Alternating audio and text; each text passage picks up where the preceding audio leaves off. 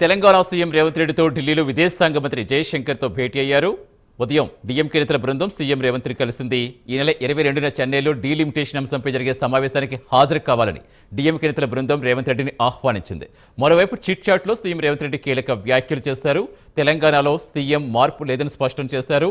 రాష్ట్రంలో జరుగుతున్న ప్రచారంలో వాస్తవం లేదని చెప్పారు. ప్రభుత్వం పార్టీపై తనకి పూర్తి పట్టుందన్నారు.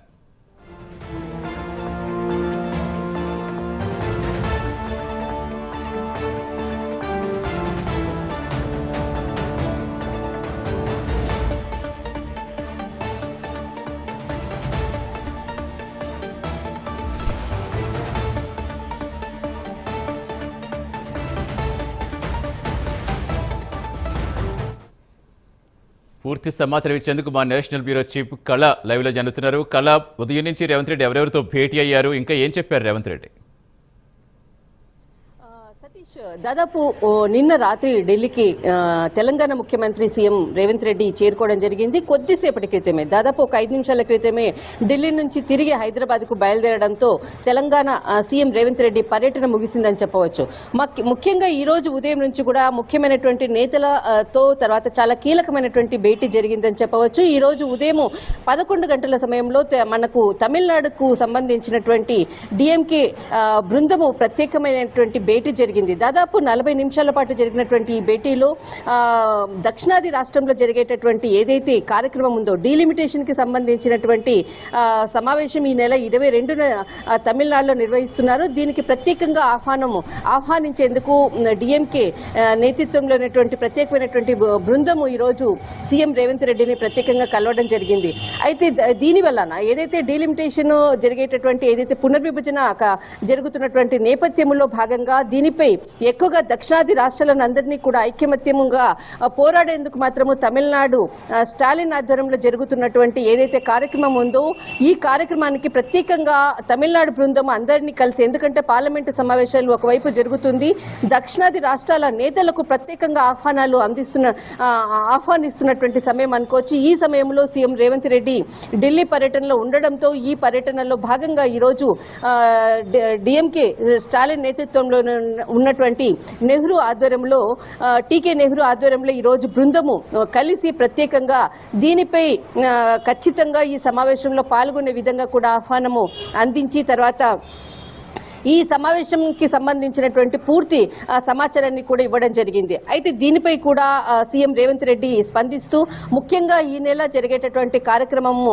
ఏదైతే ఉందో ఒక స్టాలిన్ ఆధ్వర్యంలో జరిగేటటువంటి కార్యక్రమము చాలా ముఖ్యమైనటువంటి అంశము.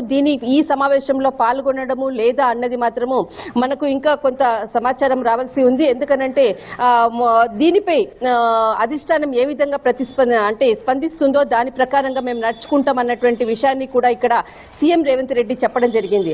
అయితే ఈ నెల 22న జరిగేటటువంటి కార్యక్రమము దక్షిణాది రాష్ట్రాల అంటే ఏదైతే పునర్విభజన జరుగుతున్నటువంటి నేపథ్యంలో తమిళనాడులో దాదాపు మనకు 8 లోక్సభ స్థానాలకు నష్టం వాటిల్లుతున్నటువంటి నేపథ్యంలో స్టాలిన్ దీనికి సంబంధించినటువంటి పునర్విభజనకు సంబంధించినటువంటి కార్యక్రమాన్ని చేపడుతున్నారు అన్నటువంటిది కూడా సమాచారం. అయితే ముఖ్యంగా దీనిపై దక్షిణాది రాష్ట్రాలు చాలా నష్టపోతున్నాయి. దీనిపై అన్ని రాష్ట్రాలు ఖచ్చితంగా దక్షిణాది రాష్ట్రాలు వాయిస్ వినిపించేటటువంటి సమయము. దీనిపై ఖచ్చితంగా కేంద్ర ప్రభుత్వంతో ఉత్తరాది రాష్ట్రాలకు ప్రాతినిధ్యము ఎక్కువ అవుతుంది. తర్వాత దక్షిణాది రాష్ట్రాలకు ప్రాతినిధ్యం తగ్గుతున్నటువంటి నేపథ్యంలో ఇప్పుడు అందరం కలిసి పోరాడాలి అన్నటువంటి ఒక నినాదంతో ఈ నెల 22న మనకు డీలిమిటేషన్ కి సంబంధించినటువంటి ఒక సమావేశం జరగబోతుంది. దీనిపై ఈ రోజు 11 గంటల సమయంలో సీఎం రేవంత్ రెడ్డిని కలవడము తర్వాత ప్రత్యేకంగా ఆహ్వానం కూడా పిలవడం జరిగింది.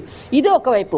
మరొక వైపు ఈరోజు 3:30 గంట అంటే దాదాపు 3:30 సమయంలో కేంద్ర విదేశాంగ శాఖ మంత్రి జయశంకర్తో సమావేశం అన్నది చాలా కీలకమైనటువంటి భేటీ.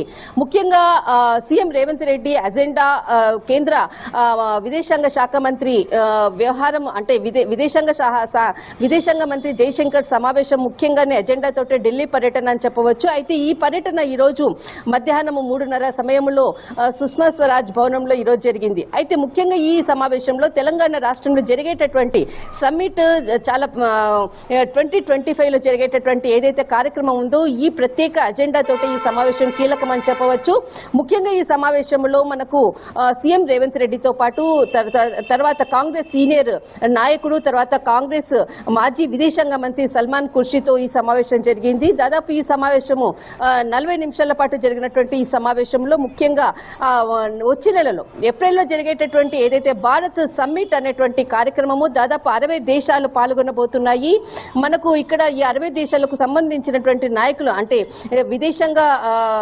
విదేశాలకు సంబంధించినటువంటి అందరూ కూడా వస్తున్నటువంటి సందర్భంలో ఒక ప్రోటోకాల్ అని చెప్పవచ్చు. తర్వాత పొలిటికల్ ఏదైతే మనకు పర్మిషన్స్ ఉందో, తర్వాత ఫారిన్ కి సంబంధించినటువంటి పర్మిషన్స్ ఉందో, ఈ నేపథ్యంలో భాగంగా కూడా మొత్తం అంతా కూడా విదేశాంగ మంత్రితో ఈ సమావేశానికి సంబంధించినటువంటి అన్ని సమాచారాన్ని కూడా ఒక వినతి పత్రము విజ్ఞప్తి చేయడం అని చెప్పవచ్చు. అయితే ఈ 60 దేశాలకు సంబంధించినటువంటి ప్రతినిధులు రానున్నటువంటి నేపథ్యంలో ఒక సెక్యూరిటీ పరంగా అనుకోవచ్చు, తర్వాత ఒక పొలిటికల్ గా మనకు తర్వాత పర్మిషన్స్, అన్ని విషయాలను కూడా ఇక్కడ చర్చించడం జరిగింది.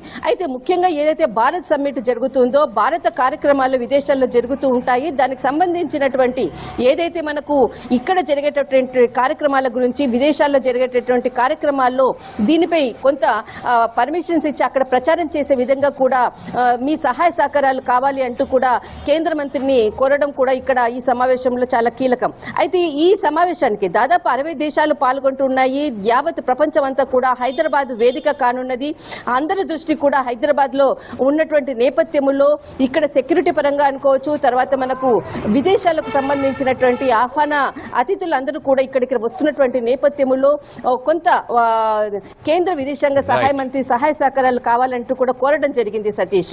అయితే ముఖ్యంగా ఈ సమావేశంలో మనకు లోక్సభకు సంబంధించినటువంటి సభ్యులు కూడా ఈ సమావేశంలో అటు డాక్టర్ మల్లు రవి, తర్వాత చామల కిరణ్ కుమార్ రెడ్డి కూడా, రాజ్యసభ సభ్యుడు కూడా అరుణ్ కుమార్ కూడా యాదవ్ కూడా ఈ సమావేశంలో పాల్గొనడం జరిగింది. అయితే కొద్దిసేపటి క్రితమే సీఎం రేవంత్ రెడ్డి పర్యటన ముగిసిందని చెప్పవచ్చు సతీష్.